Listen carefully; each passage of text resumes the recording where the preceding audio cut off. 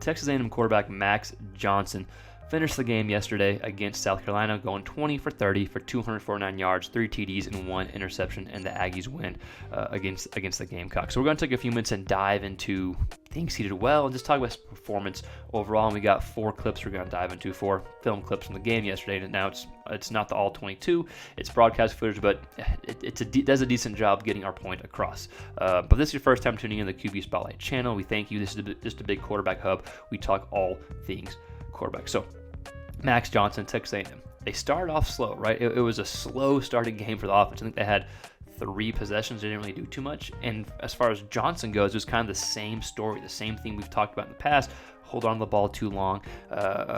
You don't make quick enough reads. You take sacks that you don't need to, where it's not the offensive line's fault, but it's on whether the play calling or Johnson from holding on the ball too long, right? We saw that at the beginning of the game, but then he found a rhythm, and then you saw Johnson get more comfortable. The ball got out quickly, and we're going to show these clips. When the ball gets out quickly, A&M has so many playmakers, they can just go out and just make plays, right? That's exactly what the Aggies did, and once they got 21-7, I didn't think South Carolina really scared them that much. I know that South Carolina got within 7 points later in the game, but I still felt like the Aggies were in control of that game because their defense was so solid. But Max Johnson did, to his credit and his point, 3 touchdowns, 20 of 30, 249 yards, got into a rhythm overall. I think there was some good play calling, some good play design as well that helped Johnson get into the rhythm. So with that said, you still want to clean up the holding on the ball too long issue, if you will. You want to start quicker. You want to be a bit more consistent. But overall, that was a good game, especially after those first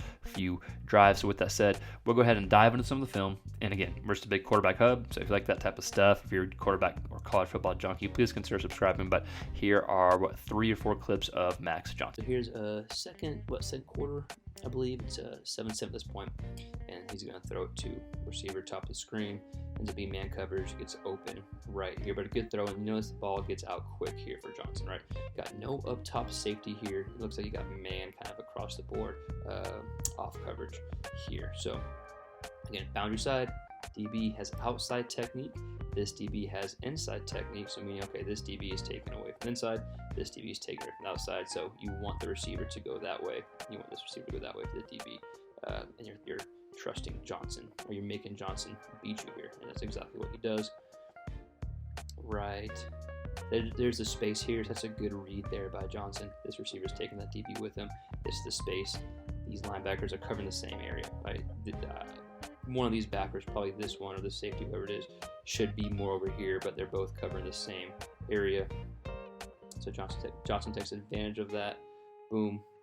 It's his guy before the DB can get back out there, and then the receiver does the rest, right? So good read by Johnson in the second quarter, and kind of at this point in the ball game is when they started to get some things rolling and kind of find a nice rhythm. We'll watch a few more clips.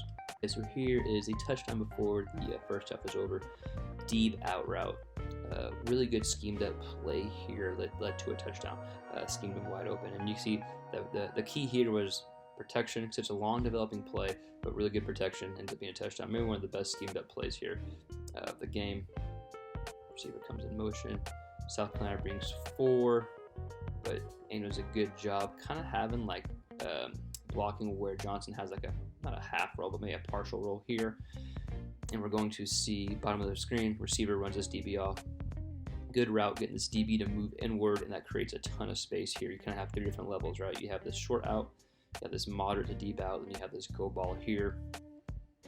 Ends up being a wide open receiver right there. You can kind of see, I know it's not the greatest film footage here, but you can kind of see how once this safety takes this go route, that leads him wide open compared to having a DB here and then the safety taking the go route. So good read on Johnson's part, but it was because he had plenty of time to throw, because it was a long developing play.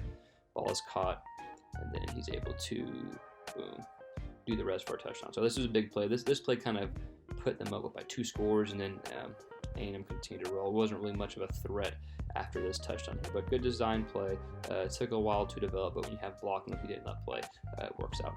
So here we got another good throw by Johnson, and this is a good timing throw. The ball is getting out quickly, throws to the bottom, the receiver at the bottom of the screen. Just a little kind of comeback here, really good coverage, but notice it's good anticipation with the throw. It's a good example of what can happen whenever you get the ball out quickly and on time. You let your players, or you let your playmakers at A&M make plays because you got a lot of them, right? So we'll watch here. We'll see that South Carolina does bring 5.